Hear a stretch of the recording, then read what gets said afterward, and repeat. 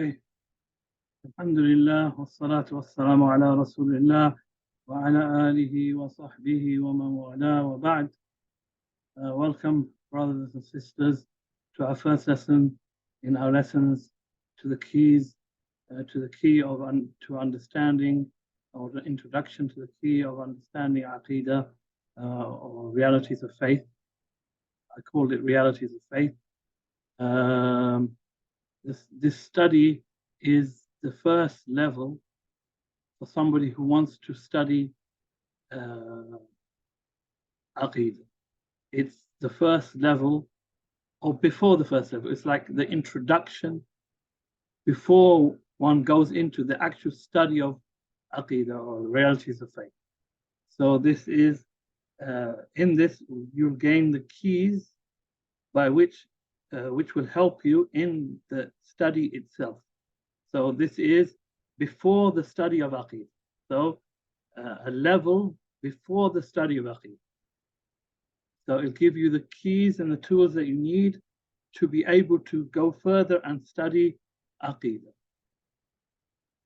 And the book that we're going to go through used for this is written by a sheikh who lives in Mecca and who is a professor at the University of Al-Qura.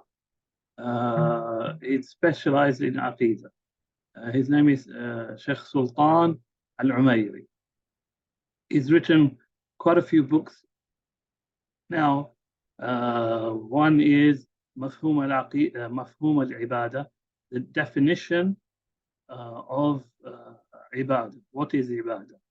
Defining it and dealing with issues connected to the definition of Ibadah and what constitutes worship and what doesn't constitute worship. He wrote that book, Al-Ifada fi Mafhum al-Ibadah. And he wrote a book in the matter of Al-Udhr bil-Jahl, excuse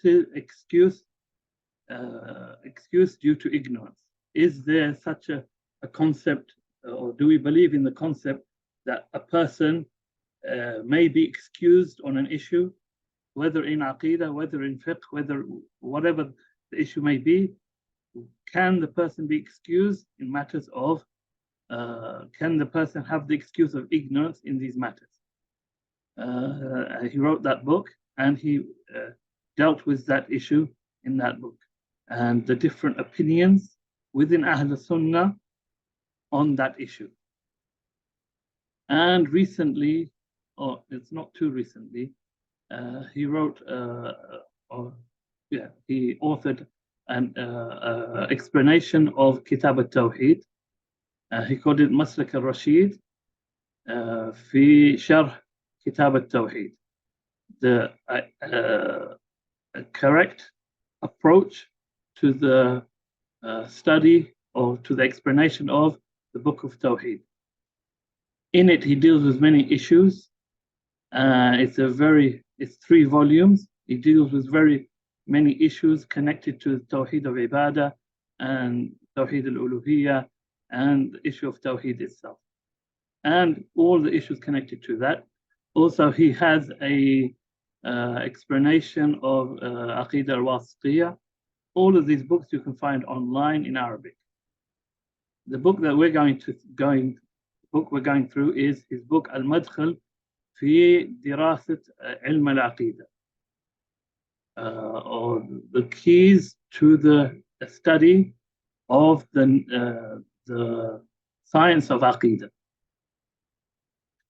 So the Shaykh begins the book with the praise of Allah Azza wa Jal and sending salutations upon the Messenger Sallallahu Alaihi Wasallam, as we began. And then he starts his introduction, and he mentions Mabadi al-Ulum, the fundamentals of every discipline, or the fundamental branches that one must know of every discipline that one is about to study. So what the scholars did, or some of the scholars, is they said that every discipline has 10 fundamental issues that one needs to know, 10 that one needs to know before they are able to go into the study of that subject. So whether it be fiqh, whether it be aqidah, whether it be tajweed, whether it be grammar, whatever the science may be, whatever the discipline that one is going to study, before one can delve into that, before one can go and study it, one needs to know 10 bases, 10 principles, 10 pillars, so that it will help them in that study. So he says, المراد بمبادئ العلوم المعارف والمعلومات الأساسية التي تعين معرفتها الطالب للعلم ما على تحصيل تصور إجمالي عن كنه العلم المخصوص وماهيته. So he says, what do we mean by the fundamental principles of the discipline? What do we mean by that? And then he says, they are the ma'arif wal ma'lumat. They are the prerequisite knowledges or prerequisite understandings or principles which will help one to understand, which will help the student of any science, student of any discipline, to understand, to be able to gain an overall understanding, overall view of the knowledge, the particular knowledge, and how it's made up. So that it gives you, these are the branches, or these are the bases by which one can get an overview and a general understanding or aerial understanding of the science, that particular science that one, or discipline that one is going to study. So the purpose of this is to be able to get an overview of the science before one delves into the science or the discipline itself. And then the Sheikh mentions that the different scholars who have mentioned these 10 principles.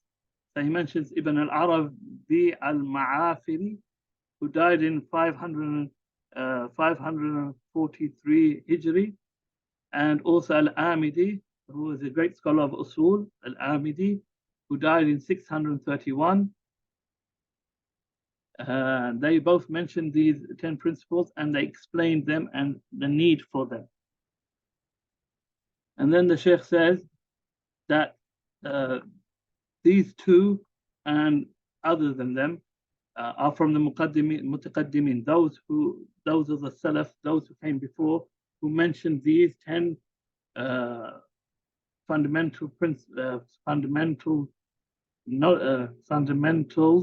that one needs to know. However, the Mutaqaddimin, the scholars of the past, didn't give them as much importance as the scholars who came in the later generations. And from the later generations, some of the scholars put them into a poem, and we're going to deal with the poem now.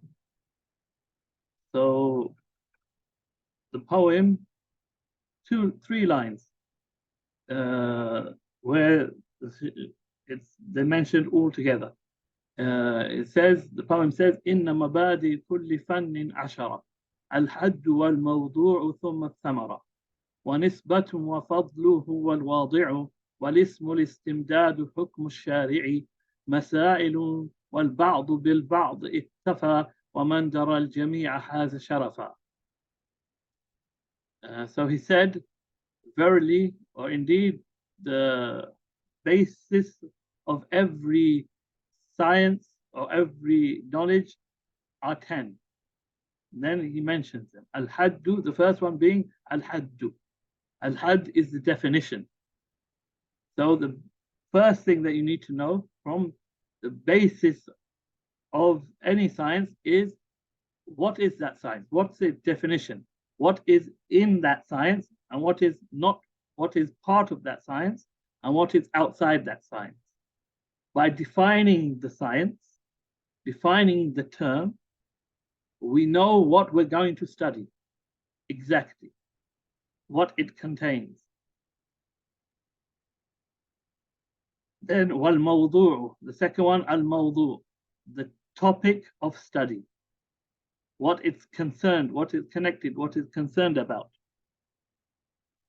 ثم الثمرة, then the objective or the goal of its study.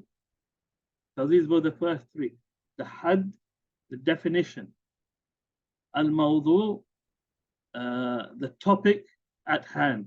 What is the topic? What does it talk about? What is it connected about? The third one is the thamara. What is the goal or the objective by its study? Then the Sheikh mentions, the poet mentions, وَنِسْبَةٌ. وَنِسْبَةٌ, nisba is its connection to the other science. How and where does it fit in the whole, in the overall scheme of the study of Islamic studies? For example, we're dealing with Islamic studies, or it could be any science. Where in the whole scheme of the fields of science or of different disciplines, where does it fit in with those other branches? So that's the nisba, the connection, which was the fourth one. The fifth one, fadluhu, its importance. What is its importance? The fifth one, wal-wadi'u, its author. Who is the first who wrote about this science? The author of it. Wal-ismu, the sixth one, its names. By what is it known? What are the names? It could be known by more than one name. What are all the names by which this discipline is known? Al-istimdadu. Al-istimdadu is where is this discipline, from where it is derived? What are its sources? Where do we get it from? Which one were we up to? The sixth, seventh was its derivation. Hukm al-shari'. What is the ruling on its study or on its study? Is it something that must be studied by everyone? It's an individual obligation. Is it not an obligation? Is it something recommended? Is it a communal obligation? What is the ruling concerning its study? We'll go through them again. Al-haddu, the definition. Al-mawdu'u, the topic. Al-thamaratu, the objective or its the goal. Nisbatun, its connection amongst the other sciences. Al-fadlu, its importance. Al-wadi'u, the first who wrote about it, or the first who put it down. Seventh is its names. Eighth, al-istimdad is where it's derived from. Eighth is hukm al-shari', the ruling concerning its study. 9, masail.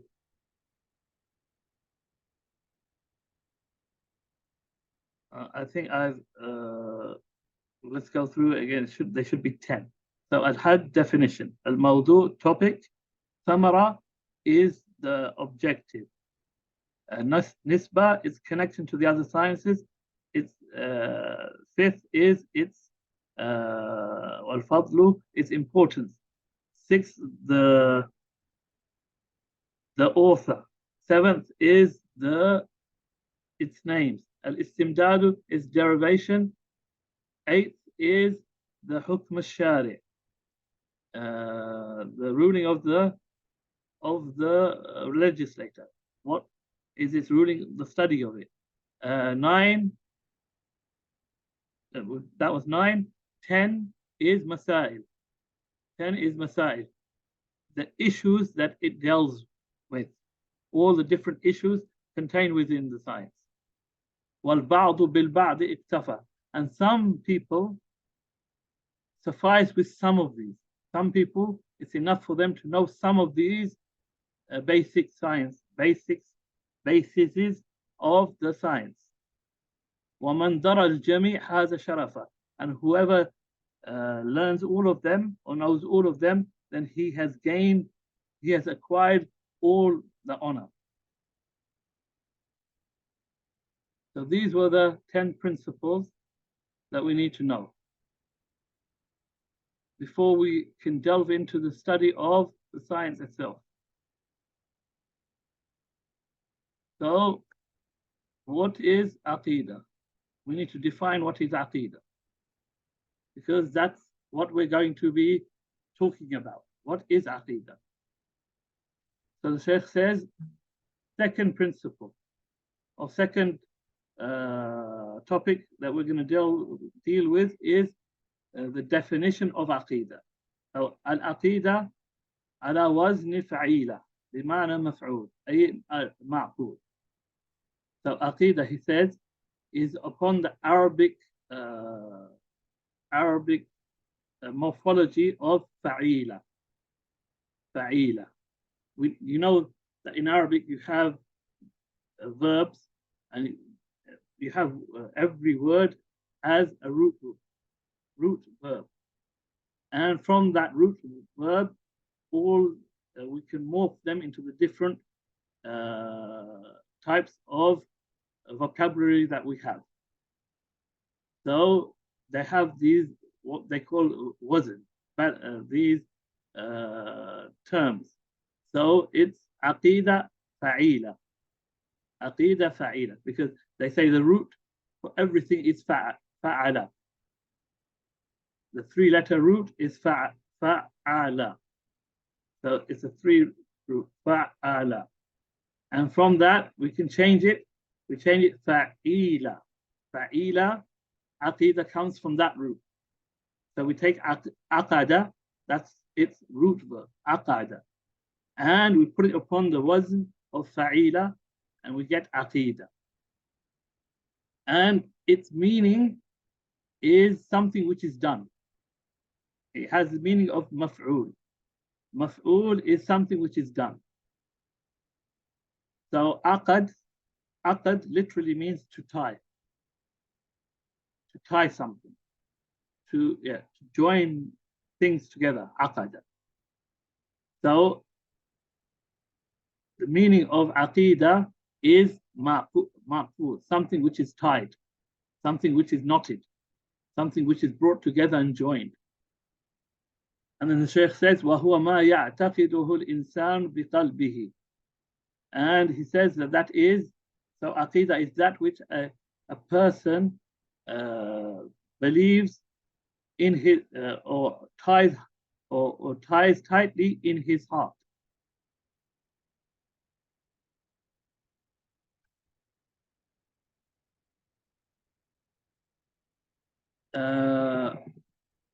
And then the Shaykh mentions that this term Aqidah was not used in the text of the Quran or the text of the Sunnah in the usage that we use it as a discipline or a science. So it's not used in that sense in the text, even though its root Aqada is used many times in the text, but the wording itself, Aqidah, is not used in the text. However, there is a hadith in which Ya'taqid, that morphology of it, Ya'taqid, is used. So the Prophet ﷺ is reported to have said, لا يعتقد كالمسلم على ثلاث على 3 خصال إلا دخل الجنة. قال قلت ما هن؟ قال إخلاص العمل والنصيحة لولاة الأمر ولزوم الجماعة فإن دعوتهم تحيط من ورائهم. The Prophet ﷺ is reported to have said that no believer's heart holds firm upon 3 characteristics, except that he would enter paradise. The Prophet ﷺ was asked, what are these 3 characteristics? The Prophet ﷺ said, al-ikhlasul amal, that he does his actions sincerely for Allah Azza wa Jalla. Second being, وَالنَّصِيحَةُ لِوَلَاةِ الْأَمْرِ, and he gives sincere advice to those who have been given authority above him, giving authority over him. The third is وَلُزُومُ الْجَمَاعَةِ, and he sticks firm and sticks to the general body of the Muslim. فَإِنَّ دَعْوَتَهُمْ تُحِيطُ مِنْ وَرَائِهِمْ, for indeed their supplications for him, their da'watuhum, their supplications encompass all of them. Their supplications encompass all of them, or their du'as encompass all of them. And this hadith is narrated in Ad-Darimi, and it has an authentic isnad. But the point we want here is that the Prophet ﷺ here used the form ya'taqid, even though he didn't use aqidah. And in the text itself, there is no use of the word aqidah. I'm just checking if there's any questions. No, nothing. Okay, continuing. Then the Sheikh mentions that even though aqada linguistically has more than one meaning, that all of them return to, or all of them are connected to one meaning, and that is tying something tightly and sticking to that thing which has been tied. So if one ties a string or a rope and ties it tightly, then that knot that one makes remains, and it will stick there, stay there. So that's the meaning of aqidah linguistically. And that's why we say aqd al-nikah, the marriage contract, because we tie it and we tighten it and we stick to it and we don't break it, and it stays. And it's called aqd al-nikah because there is both parties remain firm upon that contract, upon that agreement. So based upon all of that, we can say that whatever one ties in one's heart and believes firmly in, then that is considered to be aqidah linguistically. And that could be something which someone holds with regards to a religion, a way of life, or something which one holds with regards to something connected to the worldly life. As we know, people have many beliefs that they hold in their hearts concerning many different things. All of them linguistically are called aqidas, or called aqaid. Plural of aqidah is aqaid. So all of them linguistically can be called aqaid. And that we're not concerned with at the moment. We're not concerned with whether that belief that one is holding in their heart is correct or incorrect. As long as one is holding it in their heart and sticking to it, no matter what it is and what it's connected to, linguistically that is called aqidah. So I hope that's clear. Linguistically, what aqidah means.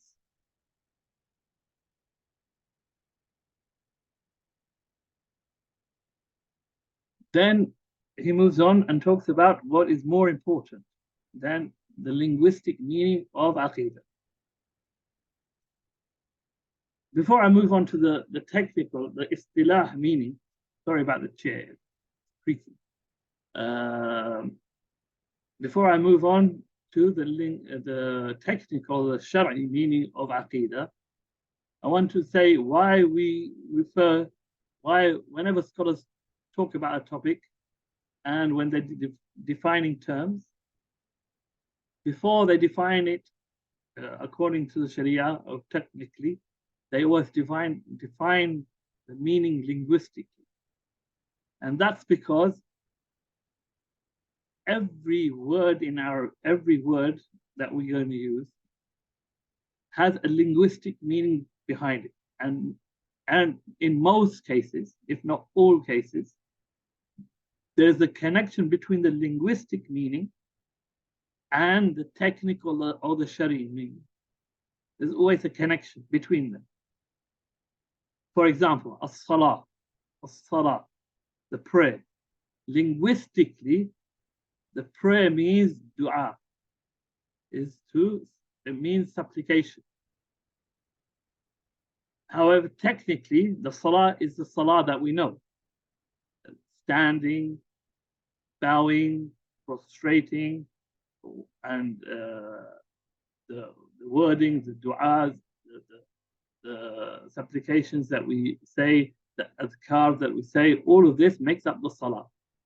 But linguistically, salah means dua.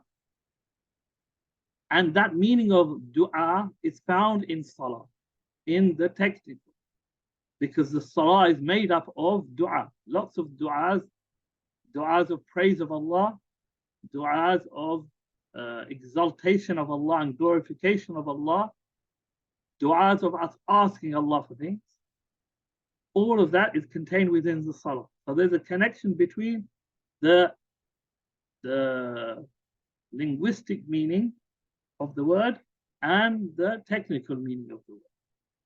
That's why the scholars, they always define a word linguistically, and then they define it technically. And they show that connection between the linguistic meaning, and there's always that connection between the linguistic meaning and the technical meaning. So then the Sheikh moves on to define the term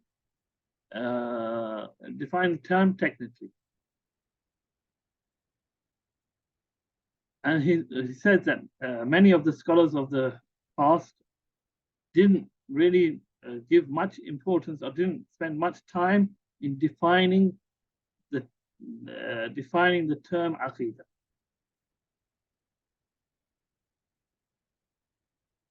Even though this term has been mentioned by many different scholars in the different centuries, but there haven't been that many definitions given for the term.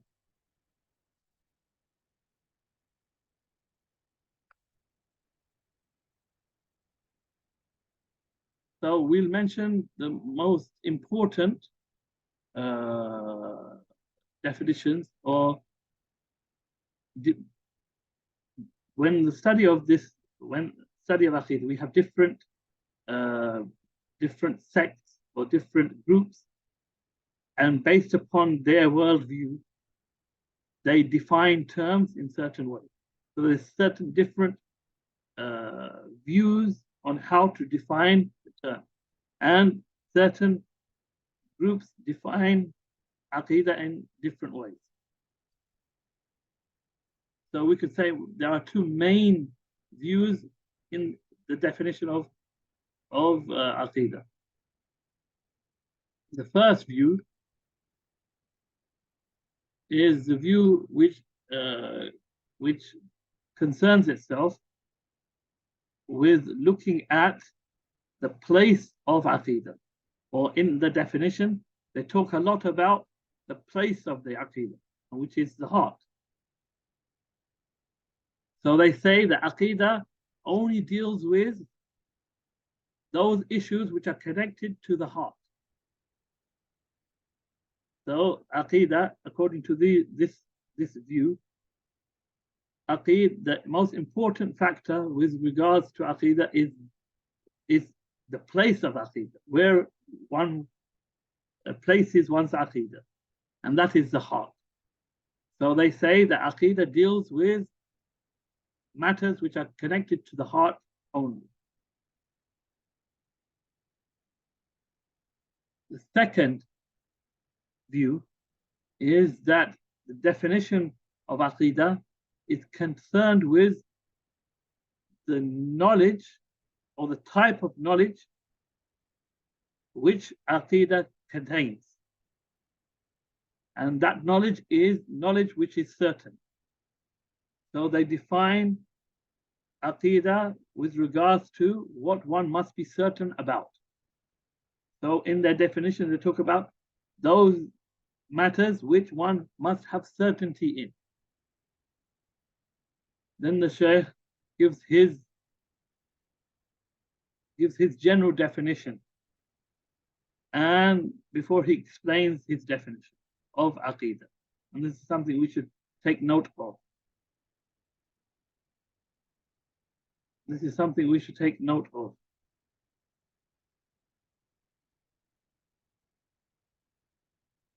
Because somebody asked a question, I just noticed because I haven't been looking at the video. Could you please repeat the three qualities? What three qualities do you want me to re-mention before I move on? I'm not. Could you write what issue? The three qualities. I don't. The first three principles, mabadi. Is that what you're talking about?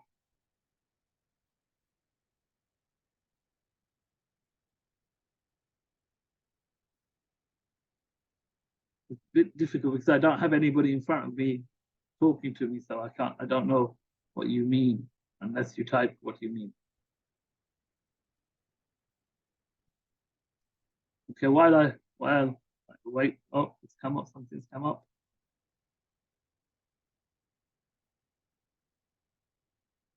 Oh, okay, from the hadith, the three qualities by which malice cannot enter the heart of a Muslim. Okay, is this the translation? Okay, you've got a better translation than I gave. Yes, this is so it was the Ikhlas al-Amal,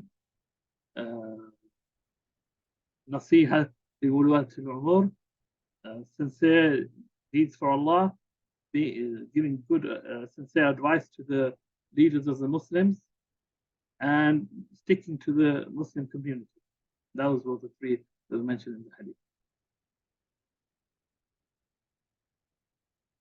Okay.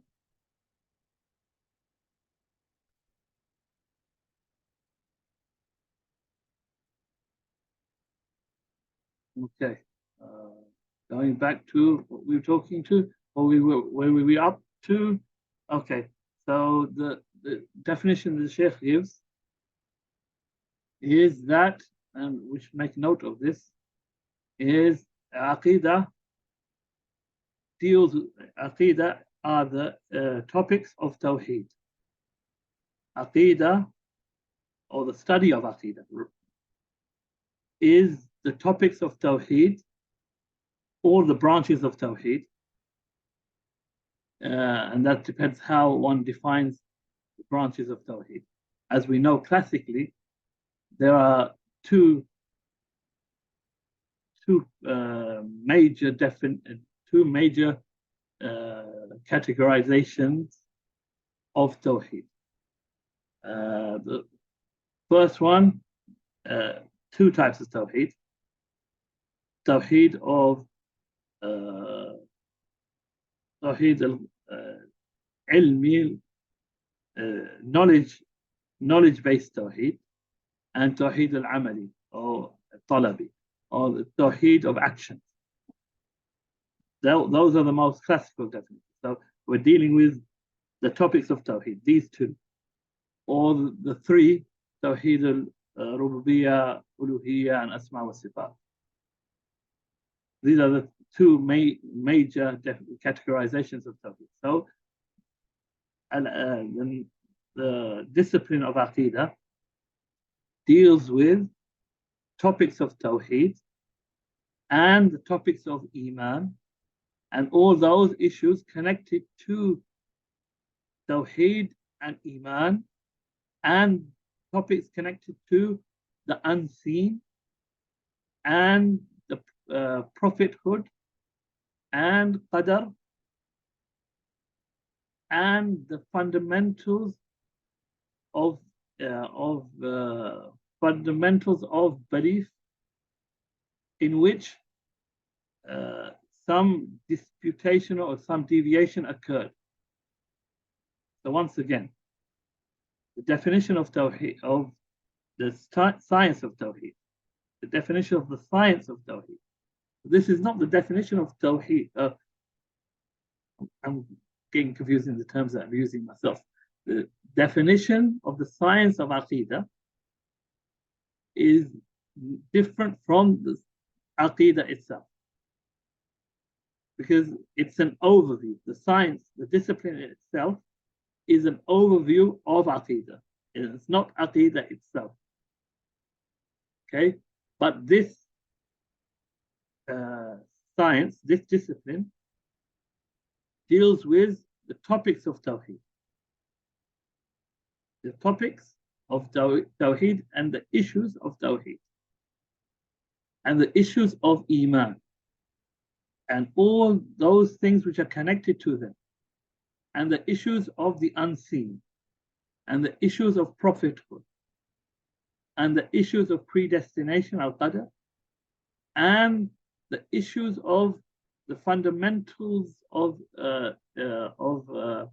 belief in which there was a deviation, or in which deviation occurred. So it's issues of faith, issues of the unseen, issues of Tawheed, issues of prophethood, issues of qadar, and those issues in which there was deviation. Doesn't matter from whom deviation occurred, in matters of deviation.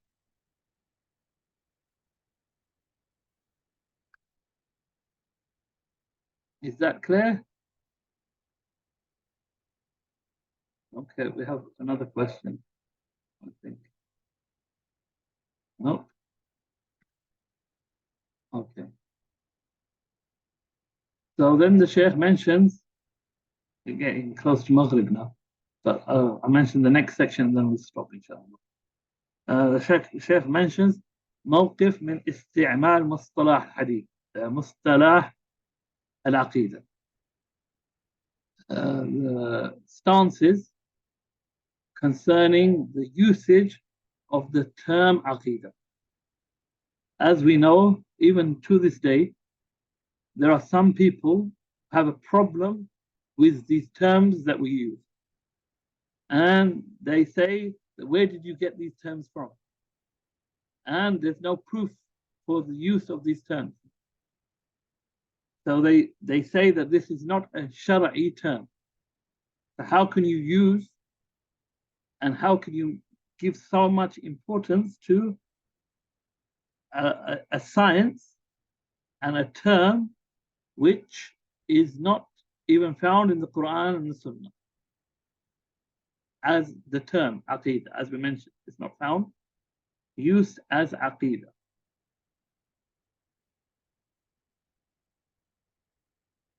So we can, they claim that this is a term that was invented by your scholars, okay, or by some scholars. And we say, yes, this was a term that was invented by scholars to talk about something, to talk about a topic which is mentioned in the Sharia. Even many of the terms that we use to talk about the different sciences, they perhaps were not mentioned by Allah in the Quran. They were not mentioned by the Prophet ﷺ in the Hadith. Even maybe the Sahaba radiallahu anhum didn't use them in their general when they were teaching or when they were talking. They didn't use these words. But the scholars invented these terms to talk about a branch of the Sharia mentioned in the book and the Sunnah, and to bring it together under one subject.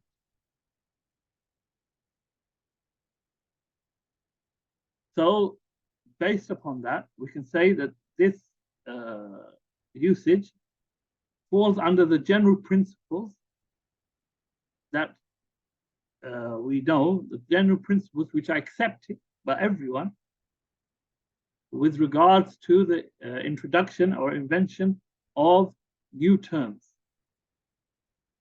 which have been done in all the different sciences, whether it be in grammar, whether it be in usul al-fiqh, whether it be in mustalah hadith, whether it be in hadith, whatever the science would be, the scholars categorize, define, give terminologies, and they are accepted.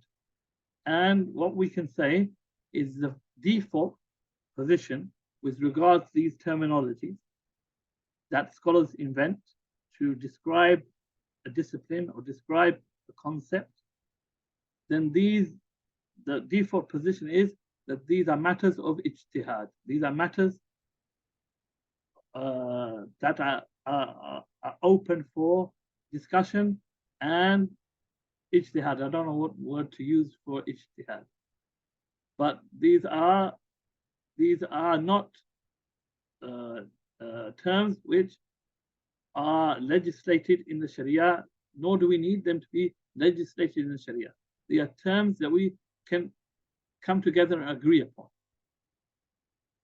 And we don't need a proof from the Sharia to say that we can use or not use this term with regards to concepts and terminologies. But one condition is placed upon this when we come up with a new term, invent a new term, that this term must not go against the Sharia. It doesn't have to be mentioned in the Sharia. It doesn't have to be explicitly mentioned in the Sharia, but it must not go against the Sharia. And there's a big difference between something not going against the Sharia, and something being mentioned by the Sharia. So we can use terminologies, as long as they don't go against the Sharia. And we're not obliged to only use those terms to describe concepts or subjects that are mentioned in the Sharia.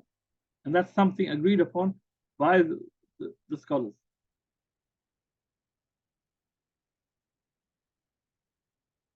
And we can give certain limitations to, or we can give certain conditions on our inventing new terms or new words for subjects. And we can say there are two conditions that have to be met for us to have an acceptable term or acceptable terminology. The first is أن يكون المصطلح صحيح المعنى والبنية والوزن في اللغة. The first is that the terminology or the term that we're using has a correct meaning, and it has a correct Arabic morphology in the language. It has a correct meaning in the language and a correct morphological background, or correct morphological form, a wazn, correct wazn in the language. The second condition that we need, that the term doesn't contain in it ألا يتضمن معاني تخالف الشريعة, that the term doesn't contain within it any meaning which go against the Sharia. So if the term that we invented is unclear, it's ambiguous in its meaning, then it breaks the first condition. And then the term is rejected and cannot be accepted. So it has to have a clear and unambiguous meaning in the language. Because any ambiguity or any doubt go against the principles of the Sharia. Or if the term itself is غير مناسب, has no connection, there's no connection between the word and the concept. Or that it has a meaning which goes against the Sharia, then it is not acceptable. So we need the term must be correct linguistically and have a correct meaning and form, and it must not have a meaning which goes against the Sharia. Okay, I hope we've understood these points so far, and we can apply this to Aqidah. We can apply these two conditions to the terminology Aqidah. So it's a word معروف المعنى في اللغة.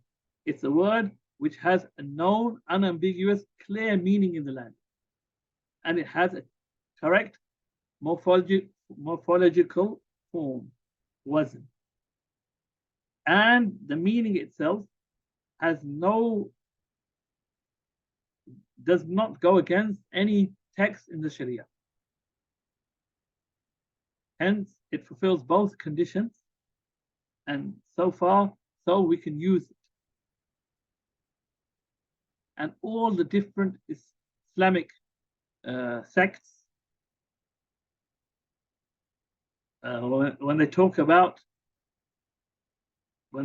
this subject, they use this term Aqidah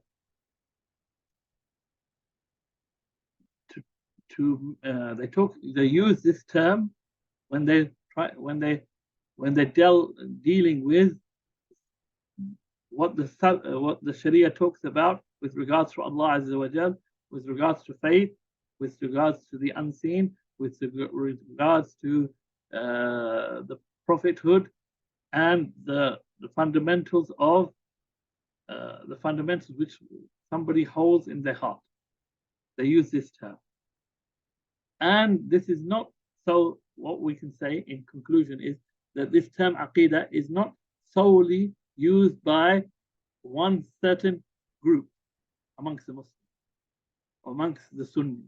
No, it's used by all the Muslims to describe this subject or this topic of study.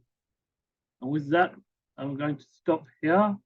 If you have any questions, I can answer them. And because Maghrib is coming in very soon. And so let's see, we have one question. The first definition, somebody asked, Assalamu alaikum wa alaikum salam. So the first definition you gave is linguistic, and second definition you gave is a Shari definition of it. Yes. First definition was linguistically, what does it mean? And we said that linguistically it is linguistically it refers to tying something, joining it, and tightening it, and keeping it, and sticking to it. That's linguistically what it is, like a knot. When you tie a knot, you join two ends together, and you tighten it, and it stays. That's Aqidah linguistically. And then we defined Aqidah, not Aqidah, the Shari definition. I gave the Shari definition of the study of Aqidah. Okay, so bear that in mind. The Sheikh didn't define Aqidah. The Aqidah, he defined the study of Aqidah. So what does the study of Aqidah entail? Not what is Aqidah itself. What is the Aqidah itself? Because the Aqidah itself are all the topics and issues and explanations of these topics. So Tawheed, everything connected to Tawheed, everything connected to Tawheed al-Rububiyyah, all the explanations, all the clarifications, all the intricate details of Tawheed, of Rububiyyah, Uluhiyyah, Asma wa Sifat, all of that is Aqeedah. All of that is part of Aqeedah. But the science of Aqeedah is, in general, what is covered in Aqeedah. So he defined, in general, what is the study of Aqeedah. So we make that distinction. The Shaykh gave the linguistic definition, and then he gave the Shari'i technical definition of the study of Aqeedah and not of Aqeedah. Later on, he will give, I think, later on in the book, I can't remember now, but we'll see, he gives the definition of Aqeedah itself. And then he makes a distinction between this Ilm al-Aqeedah and Aqeedah. Ilm al-Aqeedah is the study of Aqeedah, and Aqeedah is Aqeedah itself. So Jazakallah khair, before you mentioning this question, so please keep that distinction in mind. We're not studying Aqeedah, we're studying the study of Aqeedah. In this level, we're only studying the study of Aqeedah, and we're not delving into the intricacies and the details of Aqeedah. So the purpose of this level, and something that most of us skip, most of us don't ever study these topics. Most of us don't study the science of Aqeedah or the study of Aqeedah. We go delve straight into Aqeedah itself. So we never get this overview as if we're looking down upon the whole subject. And we know every part, what's in it. But in this study, we won't go into the details of the topics. We will just look at the overview to get you ready for the study of Aqeedah. Get you ready to go into the details. So this is one level before the study itself. I hope that's clear. Is there any other questions? Is there any other questions before I close? So again, please keep that in mind. We're not studying Aqeedah. We're studying the study of Aqeedah. The knowledge, the science of Aqeedah, not the Aqeedah itself. And this is the first level, this is the first step. And we're not going to go into the details of each topic in Aqeedah. We're going to go through an overview of the topics and what generally they cover, and the different madaris, the different schools of thought within the study of Aqeedah. As we know, we have the different groups, and they have different views in how they study Aqeedah and what topics they study within Aqeedah. So we're going to look at the different madaris, the different schools of thought within the study of Aqeedah. We're going to look at the different books that have been authored, and how do we know how do we know from if a book was given to us in Aqeedah and we were reading it, how do we know from what's in the book what school of thought that the author is following? And Allah knows best. وصلى الله على نبينا محمد والصلاة والسلام عليكم ورحمة الله وبركاته.